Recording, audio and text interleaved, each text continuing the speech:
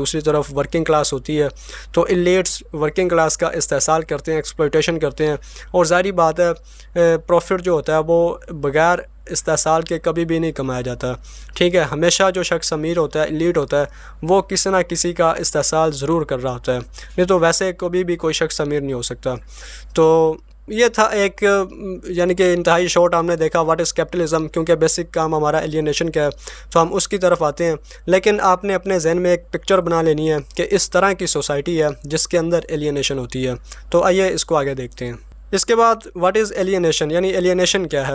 تو ایلینیشن کیا ہوتی ہے کہ جب کوئی شخص محسوس کرتا ہے alone, estranged, worthless, meaningless، کہ آپ اپنے آپ کو اکیلا محسوس کریں، بیگانہ محسوس کریں، آپ احساس کمتری کا شکار ہو جائیں، ٹھیک ہے، اپنے آپ کو بے قدر سمجھیں، ٹھیک ہے، کہ آپ سمجھیں کہ میں کچھ ہوں ہی نہیں، یعنی اپنے آپ کو آپ ختم کر دیں، ٹھیک ہے، اپنے آپ یعنی احساس کمتری، یہ